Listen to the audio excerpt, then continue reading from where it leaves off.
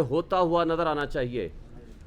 آج اس کے برعکس یہ سچویشن ہو گئی ہے، نا انصافی یا انصاف کا قتل نہ صرف ہو رہا ہے بلکہ سب کے سامنے انصاف کا قتل ہوتا ہوا نظر آ رہا ہے۔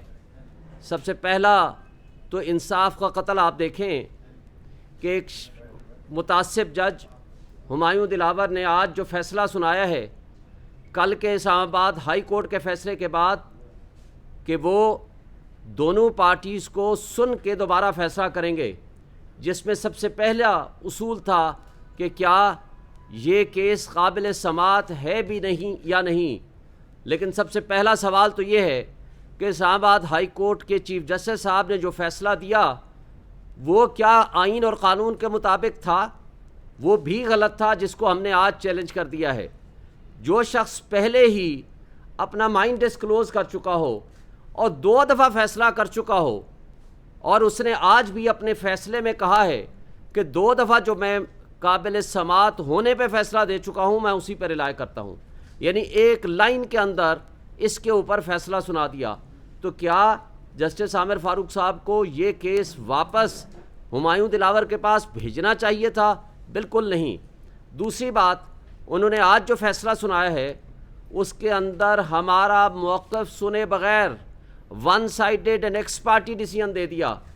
پھر اس ایکس پارٹی ڈیسیژن کے اندر جو کہ وہ پابند تھا کہ کورٹ ٹائمنگز کے اندر ہماری بحث سنتا اور بحث سننے کے بعد جو وہ فیصلہ کرتا، لیکن ہم نے آج اس کے خلاف ٹرانسفر اپلیکیشن بھی جمع کرا دی اور عامر فاروق صاحب کی ججمنٹ کے خلاف بھی سپریم کورٹ میں فائل جمع کرا دی۔ اس سے پہلے کہ ہم اپنے آرگومنٹس کا سٹارٹ کریں اس نے فیصلہ ہی سنا دیا، اور اپنے لکھے ہوئے فیصلے پہ ابھی سائن نہیں ہوئے تھے، اس کا زبانی فیصلہ صرف آیا تھا۔ تو ہمیں یہ بتائیں کہ یہ برقرفتاری کیسے ہو گئی کہ اسلام آباد پولیس لاہور بھی پہنچ گئی؟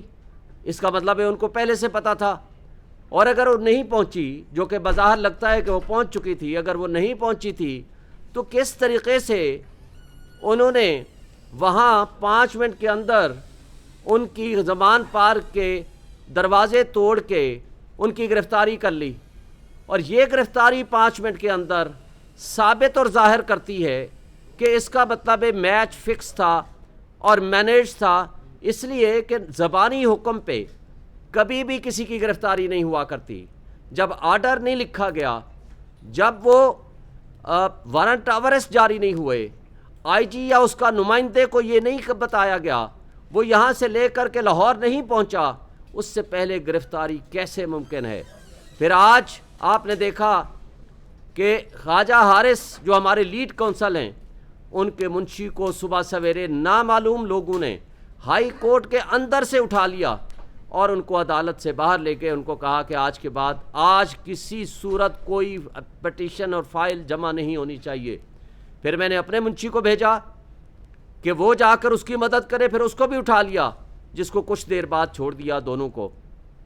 پھر مجھے خود جانا پڑا وہ فائل جا کر جمع کرانے کے لیے، کسی اور ذریعے سے، وکلاء صاحبان کے ذریعے سے میں نے وہ ٹریس کرائی فائل۔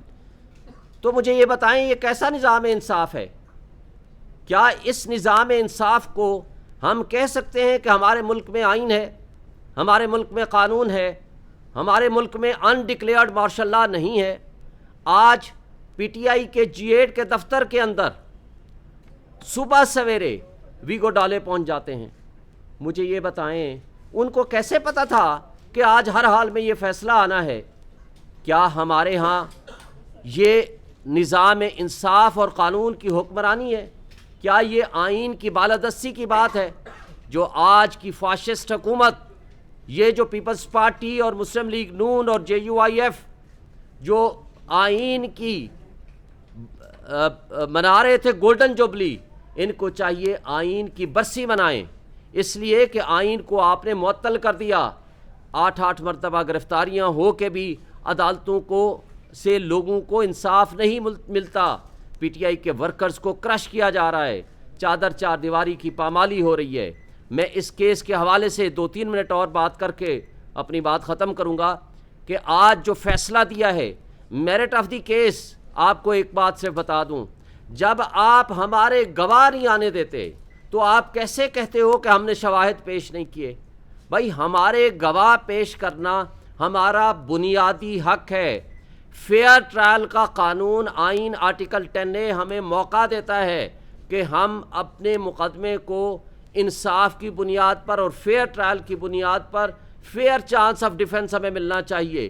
تو کیا وہ ہمیں ملا؟ نہیں ملا. جب آپ ہمارے گواہان کا فیصلہ آپ نے کرنا ہے کہ آپ کے گواہوں کو میں نے نہیں آنے دینا. پھر متعصب جج ہمایوں دلاور کی مس کنڈکٹ آپ دیکھیں اور ان کی بدنیتی دیکھیں. 12 بجے 12:30 بجے وہ ہمارے گور صاحب کو کہتے ہیں کہ آپ اپنے گواہان کو 1:30 بجے لے آئیے. جب یہ ان کو کہتے ہیں جا کر کے 1:30 بجے کہ ہمارے گواہ کراچی میں ہمیں 2 دن یا 1 دن کا وقت دے دیجئے, تو وہ کہتے ہیں کہ نہیں, یہ ریلیونٹ ہی نہیں ہے, آپ کا کیس خارج کیا جاتا ہے.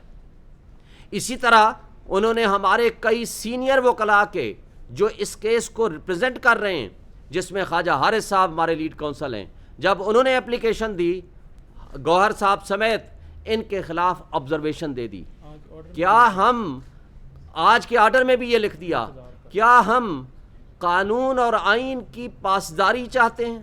کیا ہم قانون کے مطابق کسی ملزم کو انصاف دلانے کے لیے اپنی پروفیشنل ڈیوٹی انجام نہ دیں؟ تو کیا ہم اس طرز عمل کو کیا کہیں گے؟ یہ انصاف کو بلڈوز کیا جا رہا ہے, انصاف کو دفن کیا جا رہا ہے. اس لیے کہ ہم یہ سمجھتے ہیں کہ ایسے جج کو منصف کی کرسی پہ بھی نہیں ہونا چاہیے. پھر جسٹس عطر من اللہ جب چیف جسٹس تھے تو انہوں نے ڈائریکشنز جاری کی تھیں, یہ کہا تھا کہ کوئی جج نہ سوشل میڈیا استعمال کرے, نہ فیس بک, نہ انسٹاگرام. لیکن آج 2023 تک وہ فیس بک استعمال کر رہے تھے اور ایڈمیٹڈلی اپنے فیس بک اکاؤنٹ سے عمران خان کے خلاف پوسٹیں لگائی ہوئی تھیں, نازیبا تصاویر لگائی ہوئی تھیں.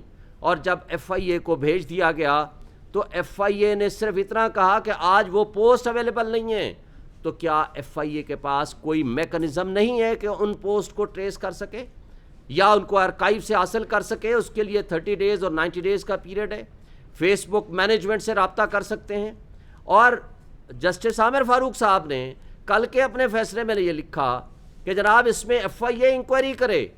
اگر ایف آئی اے نے کل انکوائری کر کے یہ ثابت کر دیا کہ یہ پوسٹیں اسی کی ہیں, تو مجھے بتائیں کہ پھر یہ فیصلہ کدھر جائے گا؟ پھر کل کے فیصلے میں عامر فاروق صاحب نے یہ بھی فیصلہ کر دیا کہ آپ کا حق بنتا ہے اپنے حق میں گواہ پیش کریں. حق کے دفاع کسی کا ختم نہیں ہو سکتا. اس مقصد کے لیے انہوں نے نوٹس کر دیے جو کہ اگلے ہفتے لگے ہوئے ہیں. تو مجھے بتائیں اگر ہمارا حق کے دفاع کے بغیر اور عامر فاروق صاحب کے اس فیصلے سے پہلے اگر آپ نے ہمیں فیصلہ سنا دیا اور ہمیں سزا دے دی تو اس پھر حق کے دفاع کا کیا بنے گا؟ پھر آج بدقسمتی کی بات ہے جس نے قانون قاعدے کے مطابق گاڑیاں نہیں لیں, جو جرم کیا, وہ ہیں نواز شریف صاحب, وہ ہیں آصف علی زرداری, وہ ہیں یوسف رضا گیلانی,